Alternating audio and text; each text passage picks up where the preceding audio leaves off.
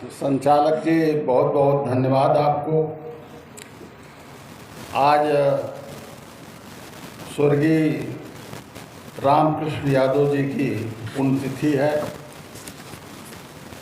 मैं भी अपने तरफ से सांसद जी को श्रद्धा सुमन अर्पित करता हूँ।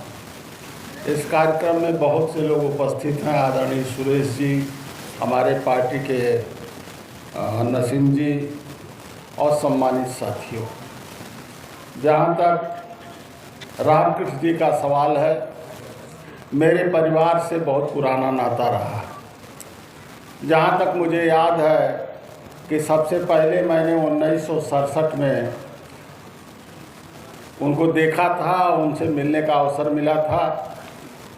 पहले कलेक्ट्री कचहरी में ही फौजदारी के कुछ मुकदमे सुने जाते थे और उसके बाद में दीवानी कलेक्ट्री में वह धाराएं और मुकदमे ट्रांसफ़र हुए।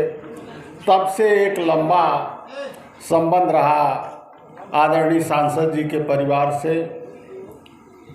सांसद जी बहुत अच्छे वकील थे और मैं समझता हूँ आजमगढ़ में जितने लोग भी पुराने ज़माने के वकालत पेशे से लोग जुड़े थे, एकदम ईमानदारी के साथ जो वकालत करने का काम होता था वो सांसद जी करते थे। कभी कानून से हट करके, और जिस तरह का आज ज़माना है वकालत के पेशे में लोग शॉर्टकट रास्ता अख्तियार करते हैं, उस तरफ उनका ध्यान नहीं गया।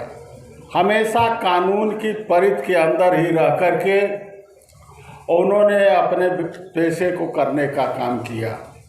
और निर्भीकता तो इस तरह की थी कि मुझे याद है कि एक बार आजमगढ़ जनपद में एक बहुत बड़ा माफिया यहाँ आ गया था और सिधारी पर एक श्याम करण सरपंच रहते थे।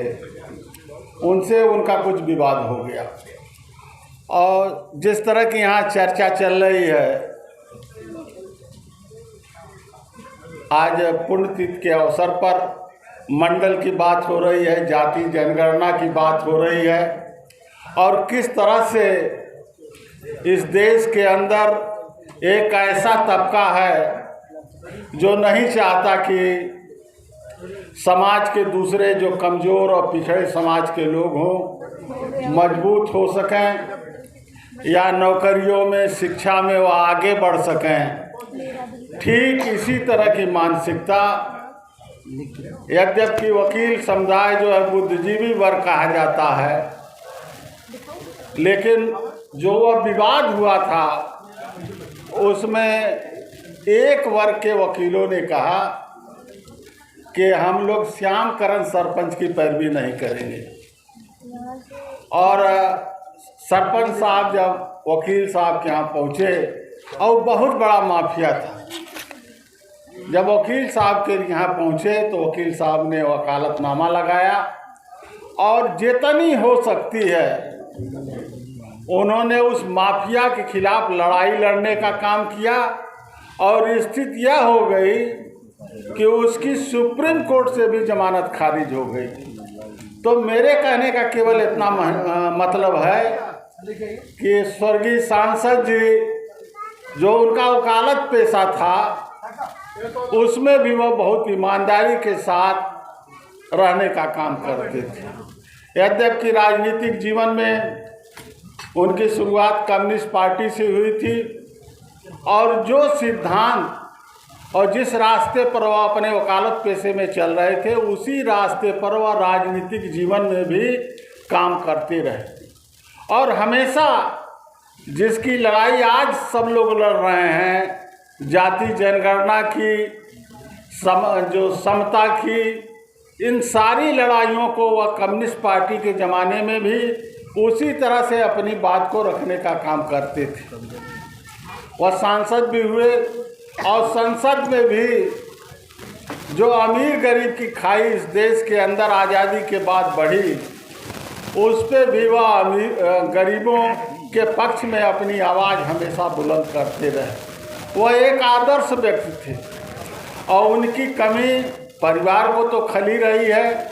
हम समझते हैं कि अंतिम समय में वह जब समाजवादी पार्टी में आए तो जो उनके विचार होते थे मीटिंगों में, जो हमारी मासिक बैठक होती थी, जो हमारी कार्यकर्ता बैठक होती थी, उनकी बातों को लोग बहुत ध्यान से सुनते थे और उस पर अमल करने का प्रयास करते थे। यह हम लोगों का दुर्भाग्य रहा कि उनको और हमारे साथ, हम लोगों के साथ रहना चाहिए।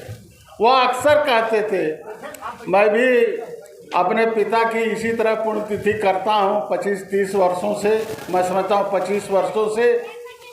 वह हमेशा इस बात को कहते थे कि तुम अपने पिता के बारे में नहीं जानते हो, हमारा उनका 50 वर्षों का संबंध रहा, क्योंकि हमारे पिताजी भी राम नरेश यादव जी जब वकालत करते थे तो उन्हीं के जूनियर थे और आदरणीय सांसद जी भी उन्हीं के जूनियर थे। तो अब बराबर कहते थे कि जितना हम जानते हैं अपने पिता के बारे में नहीं जानते हो।